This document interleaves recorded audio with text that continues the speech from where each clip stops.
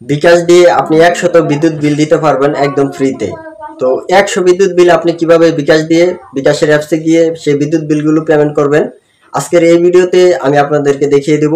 তো আমাদের অনেকে রয়েছে মাস শেষে বিদ্যুৎ বিলের কাগজ চলে আসে, তো আমাদের সেই বিদ্যুৎ বিলগুলো পরিশোধ করার জন্য আমরা বিকাশের দোকানে গিয়ে সেই বিদ্যুৎ বিলগুলো দিয়ে থাকি। তো এই 100টি বিদ্যুৎ বিল একজন দোকানদার কিভাবে দিয়ে থাকে তো একদম ফ্রিতে আজকের এই ভিডিওতে আপনাদেরকে দেখিয়ে দিব।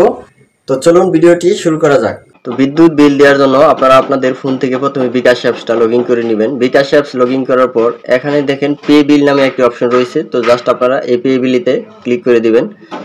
পে বিলিতে ক্লিক করে দেওয়ার পর এখানে নিচের দিকে একটু স্ক্রলিং করবেন। স্ক্রলিং করার পর এখানে দেখেন পল্লী বিদ্যুৎ পোস্টপেড, তো জাস্ট আপনারা এটিতে ক্লিক করে দিবেন। ক্লিক করে দেওয়ার পর তার আগে আমি একটি কথা বলে রাখি, এই 100টি বিদ্যুৎ বিল তারাই দিতে পারবেন একদম ফ্রিতে যাদের এজেন্ট সিম রয়েছে, এবং এজেন্ট সিমের মাধ্যমে আপনারা বিকাশ অ্যাপস লগ ইন করে এই 100টি বিদ্যুৎ বিল দিতে পারবেন আপনারা একদম ফ্রিতে।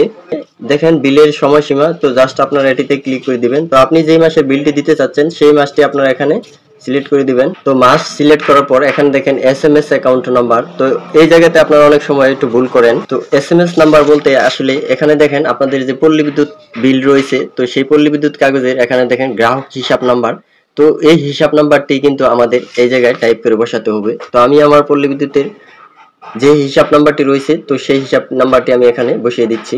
তো হিসাব নাম্বার বসানোর পর এখানে দেখেন নিচের দিকে কাস্টমার মোবাইল নাম্বার দিন, অর্থাৎ আপনি যে ব্যক্তির বিলটি দিতে চাচ্ছেন তো সেই গ্রাহকের নাম্বারটি এখানে বসিয়ে দিতে পারেন।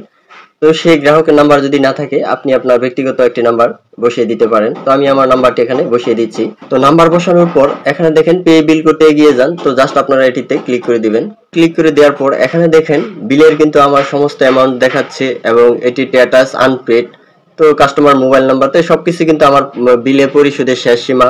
তো আপনাদের যদি সবকিছু ঠিকঠাক থাকে তারপরে এখানে দেখেন নিচের দিকে যে পরের ধাপে যেতে ট্যাপ করে ধরে রাখুন, তো জাস্ট আপনারা এটিতে ক্লিক করবেন।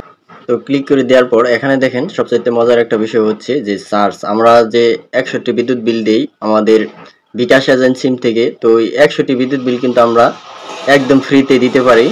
তো তারপর এই বিদ্যুৎ বিলটি সম্পূর্ণ করার জন্য আপনারা আপনাদের বিকাশের পিনকোডটি দিয়ে দিবেন। তো আমি আমার বিকাশের পিনকোডটি দিয়ে দিচ্ছি।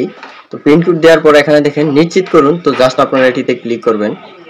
ক্লিক করার পর এখানে দেখেন আবারও কিন্তু আমাদের সমস্ত তথ্য দেখাবে। তো আমাদের সমস্ত তথ্যগুলো যদি ঠিকঠাক থাকে তাহলে নিচের দিকে একটু স্ক্রলিং করবেন। স্ক্রলিং করার পর এখানে দেখেন পে বিল করতে এগিয়ে যান, তো জাস্ট আপনারা এটিতে ক্লিক করে ধরে রাখবেন।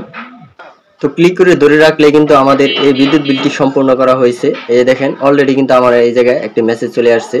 তো অলরেডি আমাকে যে মেসেজটা দিয়েছে এখানে দেখেন এই সাকসেসফুল পেড, আমি যে বিদ্যুৎ বিলটি দিলাম আমার কিন্তু অলরেডি এখানে সাকসেসফুল হয়ে গেছে বিদ্যুৎ বিলটি। তো আমরা চাইলে এখান থেকে ব্যাগে গিয়ে আবারও বিকাশ অ্যাপসে গিয়ে আমরা এখান থেকে স্টেটমেন্টে গিয়ে আমরা সেই বিদ্যুৎ বিলগুলো এখান থেকে PDF কপি বের করে নিতে পারি। এভাবে কিন্তু আমরা এজেন্ট সিম থেকে 100টি বিদ্যুৎ বিল প্রতি মাসে একদম ফ্রিতে দিতে পারি। তো গাইস এই ছিল মূলত আজকের ভিডিওটি যদি আপনাদের কাছে ভালো লেগে থাকে ভিডিওতে একটা লাইক দিয়ে আমাদের সাথে থাকবেন। সে পর্যন্ত সবাই ভালো থাকুন, সুস্থ থাকুন, দেখা হবে আর কোন নতুন ভিডিওতে। আল্লাহ হাফেজ।